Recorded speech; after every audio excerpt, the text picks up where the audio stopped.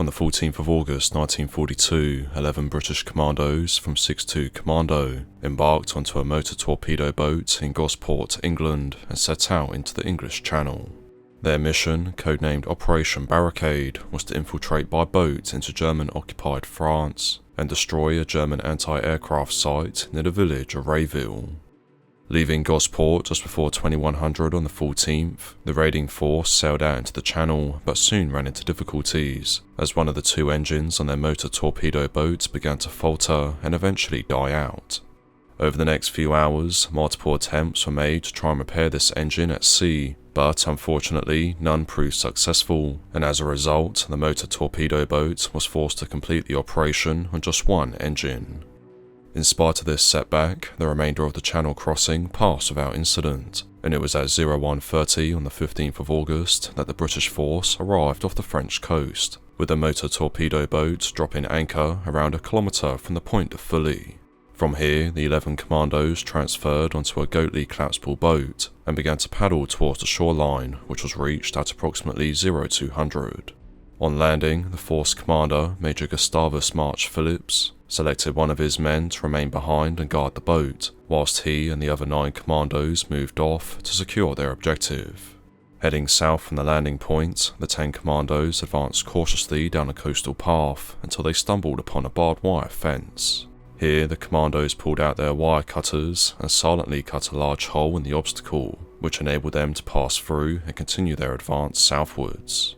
However, after a few hundred meters, a second barbed wire fence was encountered, with Major March-Phillipps spotting a number of soft-skin vehicles, huts, and camouflaged tents located on the other side. In addition, a German sentry post could be seen nearby, which confirmed to the Commandos that this position was a German encampment. As soon as he realised this, Major March-Phillipps changed the objective of the operation, and instead of attacking the anti-aircraft site, which was still over a kilometre away, he and his men were going to storm this encampment and cause as much damage as possible. With this change of plan, the British troops deployed into a position to attack the encampment, with 4 Commandos moving off and quietly establishing themselves near the sentry post, whilst the others remained at the barbed wire fence and began to cut their way through. Unfortunately though, the noise caused by cutting the wire drew the attention of the German sentry, who disappeared into his hut and re-emerged moments later with at least 4 other German soldiers, who left their guard post to investigate the noise. Realising that their position was likely compromised, Major Gustavus March-Phillipps ordered his men to stop cutting the fence and take up firing positions close by. As they did so, one of the Germans called out into the night to try and identify the disturbance, but he received no reply. A few seconds later, he called out again, but like before, there was no answer. It was then that the Major gave the order for his men to open fire, and in an instant, 3 hand grenades had been thrown, and a volley of submachine gun and rifle fire had been poured into the group of German sentries. As soon as this group was dealt with, the Commandos switched their fire onto the encampment itself, which by then was starting to come alive as the German garrison awoke to the sound of gunfire and explosions. Over the next few minutes, a brief but confused engagement unfolded as the British troops targeted the enemy tents and vehicles, all the while maintaining their position along the barbed wire fence.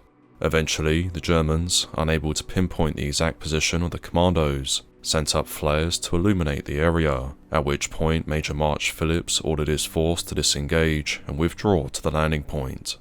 Surprisingly, this withdrawal was completed without interference from the German forces, and by 0310 the British troops had made their way back to the beach, re-embarked onto their Goatley boat, and were sailing out to rejoin the motor torpedo boat.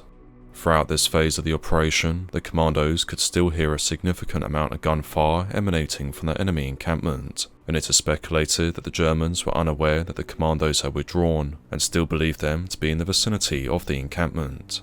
Although this is not confirmed, it does help to explain why the Commandos were able to withdraw from the area so easily. Nevertheless, by 0345, Major March-Phillipps and his force had linked up with the motor torpedo boat and had set out on their voyage back to England. At 0700 on the 15th of August 1942, the force safely returned to Gosport, thus concluding Operation Barricade.